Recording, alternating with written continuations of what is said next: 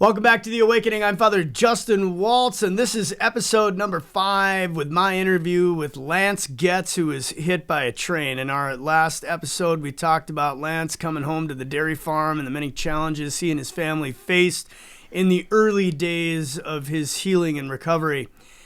In this episode, Lance, would you share with us the long-term journey? And it was a very long road that you walked in your healing and recovery. In the beginning, it wasn't as bad.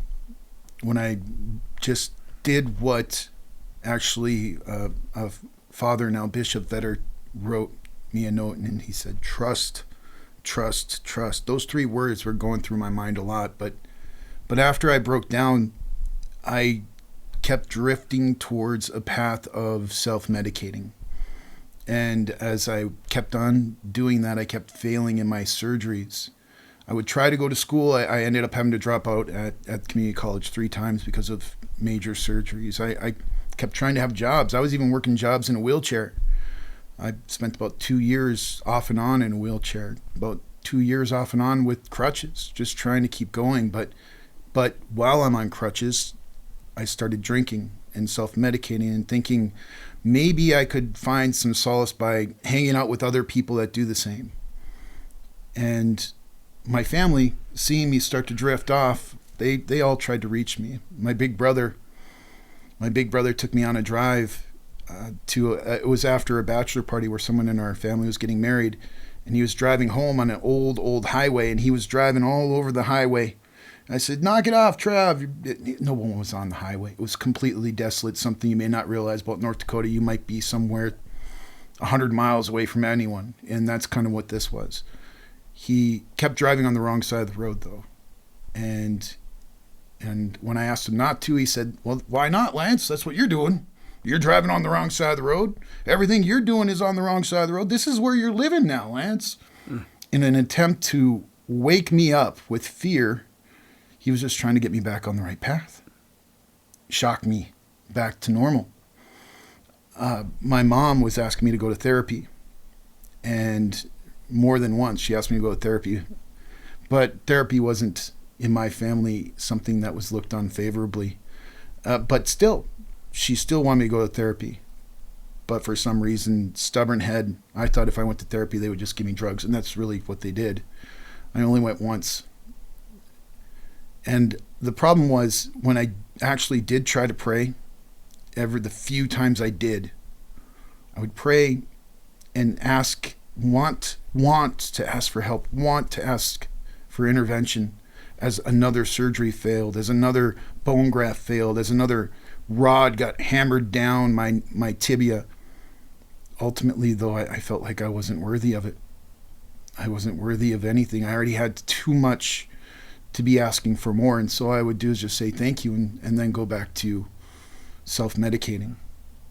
This path just, it may have helped a little bit in the beginning, but it's like the path just kept getting darker and darker as they're giving me, in the 90s, handfuls of OxyContin to go with all the other stuff. And I remember going into a pawn shop and buying a 9mm, thinking that I would use it not to shoot anyone else.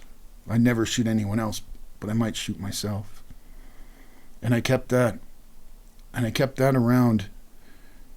And I kept on living this path and ended up in a very dirty trailer, basically just sleeping on someone's couch, wearing braces on my legs because the surgeries kept failing. And just what you would call partying, but you almost want to call it misering every night. I mean, I was 22 years old, 21 years old, thinking that's what normal kids do. Why can't I be normal? That's what the college kids are doing. That's what normal is. Why can't I? I can't do that. So I ended up finding myself in the reality that hell is a hole that can always get deeper, because I could always seem to fall deeper and farther into that abyss. Finally, I woke up one morning, and I had to get to the bathroom really quick. And I had one crutch kind of trying to get there fast get my braces on first before I could walk, and with one crutch. And then I vomited up, and it was bright red. And after I looked in the mirror, and when you vomit, your eyes get all watery. I'm looking at my bloodshot eyes. I'm looking at my crazy hair. I'm looking at the person in the mirror, and it's not who I recognize. It's not the person who first got hit by the train. It's not the person I was in high school. It's not who I was meant to be. And then I limped over to where I kept the 9mm. And my plan was to end it. And that was the only thought in my head. I've had enough. I had friends that said, if I was you going through it, I would have killed myself. I had multiple friends that told me that. I thought it was okay. They gave me a pass. People saw me. They'd give me a pass. If I was drinking, they'd give me a pass. Well, they give me a pass. They'd understand. It doesn't matter if they understand. When the gun was ready to be fired, that's when I saw my mom and my dad. I saw them at my grave. And I realized all I was doing was giving them my pain.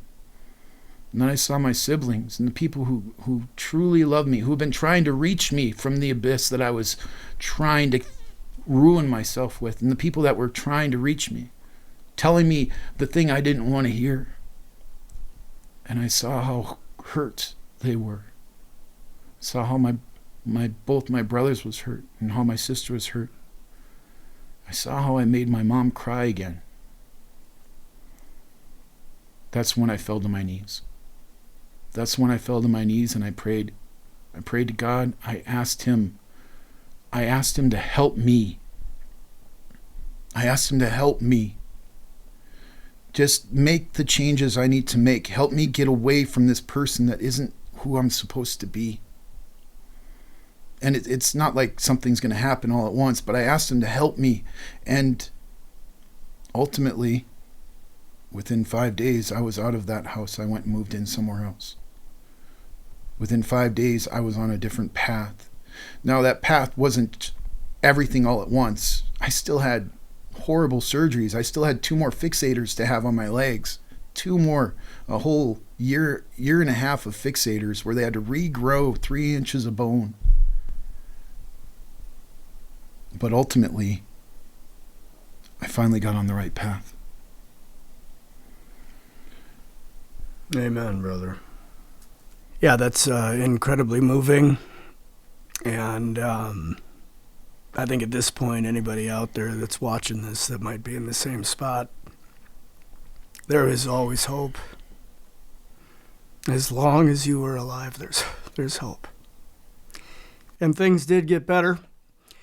So please continue on this journey with us as we enter into episode 6, where Lance will be sharing how God began to turn his life around, and it's equally as powerful. So please subscribe. I'm Father Justin Waltz, and this is The Awakening, and this is my interview with Lance Goetz, who was hit by a train.